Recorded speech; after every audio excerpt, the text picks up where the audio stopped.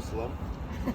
And I almost like to, I hate coming here, but I almost like to be here because I feel like Jesus, like it would have been similar energy when Jesus came here.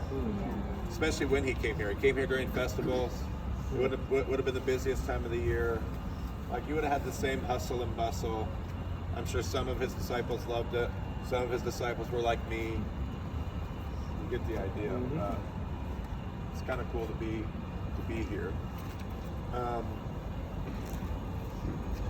feel like there was something else I was going to say. We do have. There he is. There's Brent Billings.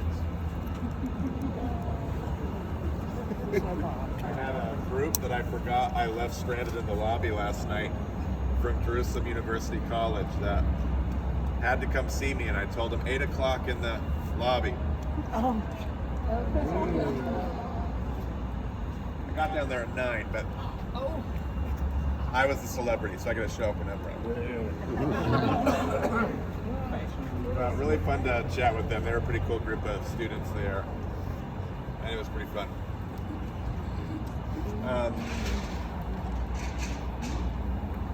We got options planned for today. The options keep increasing, but we can't keep increasing options because that's just not going to work. So we're going to get to lunch today. We're going to try to do lunch. After lunch, we're going to give people options. One group is going to go with Yehuda if you want to see more culture. We're going to go with Yehuda if you want to get back down to Jerusalem Quarter and maybe do some shopping around there. You can come with me. There is going to be a group that goes to the hotel, back to the hotel with Ellie. So the bus is going to come back here after lunch. If you're like, man, I just need 3 hours, then come back to the hotel. And then there's a group getting tattoos. I want you to raise your hand because I want you to be identified. Who's the group getting tattoos? 1, 2, 3. You're getting a tattoo? Maggie, are you really getting a tattoo? Are you really getting it? Yes. He already has. So there's 4 of you. Is there any more? Vince and Audrey, maybe. Oh, am I not supposed to say that? Are you not supposed to? Sorry if I just outed you. I didn't think about anybody having their parents here with them. How about you, Marty? To be fair, I think this shop has more than Being a loco. So, people that have been doing this same kind of thing for hundreds of years. Sure. It's just completely against the book of Leviticus, but that's okay. That's debatable. I'm just kidding. Unless you're a Torah observant, you're all good in my book. Ink yourself up all you want.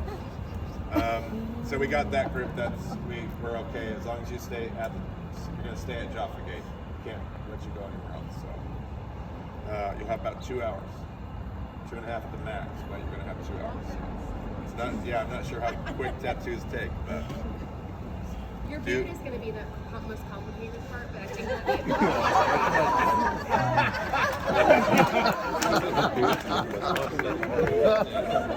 Shout to the solar plexus. Marty, I sent that picture of you and me to my daughter, and her only reply was, his beard is fierce.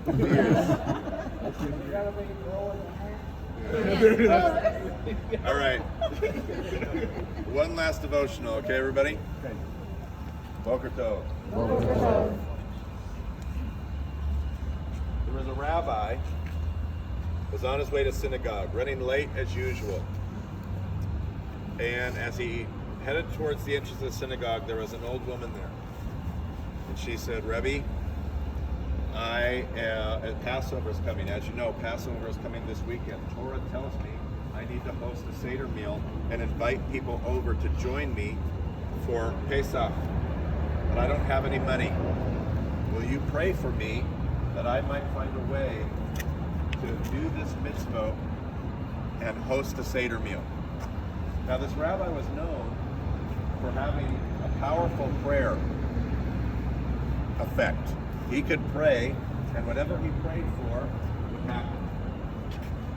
So he stops, he pauses, frustrated as he might be, collects himself, makes his heart right, and says, God, wish woman simply wants to follow your Torah. She simply wants to do what you've asked her to do. Will you give her what she needs? Goes in the synagogue, spends the day in there, comes out. The woman is there to greet him. Rabbi, she says, your prayers have been answered. I was walking around the square here, praying myself when I met this young couple, told them about my predicament, and they gave me a bag of gold. It will be the greatest Pesach Seder I have ever thrown. The rabbi says, that's wonderful. The woman says, but you need to know the same couple has been struggling for years and years and years to have a child. Will you pray for them? The rabbi sighs and says, yes, he prays for him. Prays for the couple. He says, God, this couple simply wants to have a child. One of the greatest joys that you've ever talked about in your scriptures. Will you give them children? At once a voice speaks from heaven and says, Rabbi, it was not my will that this couple would have a child. But because you have asked, I will grant your request. However, you will be barred from the age to come. Everybody stands there in stunned silence, and the rabbi begins to cry. And then he begins to dance in his tears. The old woman says, Rabbi, I am confused. Why do you dance? Did you not hear the voice that just came from heaven? You have been barred from the age to come. And the rabbi says, yes. My whole life I have served God because what I would receive in the age to come. Now I get to serve him simply and purely because I love him.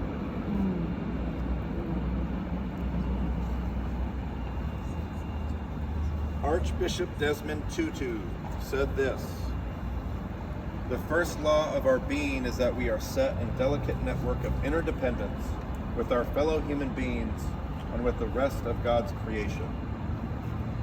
The first law of our being is that we are set in a delicate network of interdependence with our fellow human beings and with the rest of God's creation.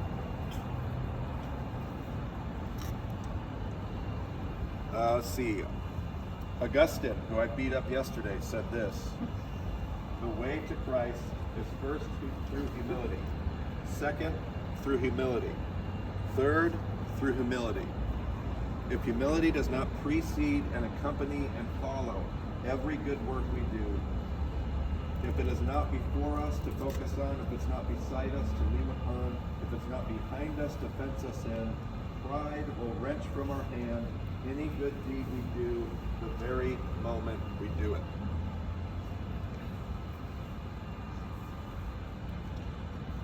Join me. Shema Israel.